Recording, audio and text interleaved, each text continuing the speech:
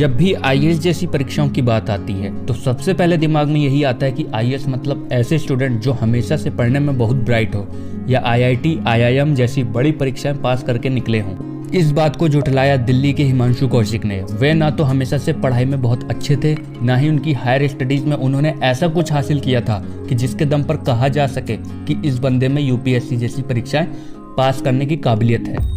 हिमांशु ने इन सभी बातों को किनारे करते हुए अपने पहले ही प्रयास में साल 2017 में यूपीएससी परीक्षा 77वीं रैंक के साथ पास कर ली। जहां इंटेलिजेंट से इंटेलिजेंट स्टूडेंट भी कई प्रयासों में परीक्षा पास नहीं कर पाते, वहीं हिमांशु ने सारा गणित ही बदल दिया।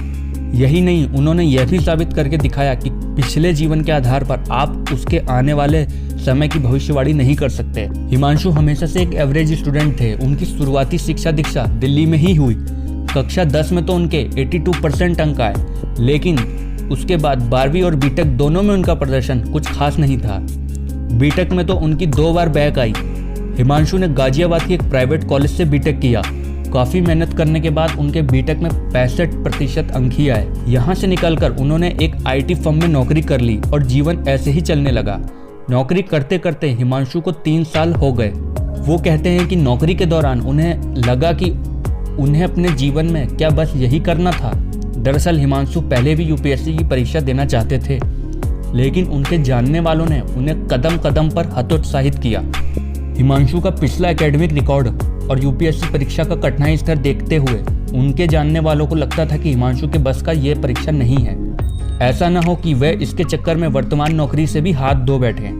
सबकी बातों से डिमोटिवेट होते हुए हिमांशु पहले नौकरी में ही लगे रहे। जब तक उन्हें इस बात का ज्ञान नहीं हो गया कि किसी के कहने से कुछ नहीं होता, वे कम से कम एक प्रयास जरूर करेंगे ताकि आगे जीवन में उन्हें कोशिश ना कर पाने का रिग्रेट ना हो। ये विचार आने पर हिमांशु ने सबसे पहले नौकरी छोड़ी और दिन रात एक करके सिर्फ और सिर्फ तैयारी पर फोकस किया। शुरुआत में तो उन्हें कुछ समझ नहीं आया कि कहाँ से शुरू करें, क्या करें। ऐसे में उन्होंने एक कोचिंग संस्थान की मदद ली ताकि सही गाइडलाइंस मिल सके। सही मार्गदर्शन मिलने के बाद वे पूरी ईमानदारी से तैयारी में जुट गए। उन्होंने इंटरनेट की मदद ली, सही स्टडी मटेरियल इकट्ठा किया और खुद को दुनिया से पूरी तरह काट कर एक एम बनाया कि चाहे कुछ हो जाए, परीक्षा पास करके ही दम लेना है। एक इंटरव्यू में बात करते हुए हिमांशु कहते हैं कि इंटरनेट बहुत ही अच्छी जगह है जहां से पढ़ाई के लिए हर प्रकार की मदद मिलती है, लेकिन साथ ही साथ यह ध्यान भटकाने का भी बढ़िया स्रोत है।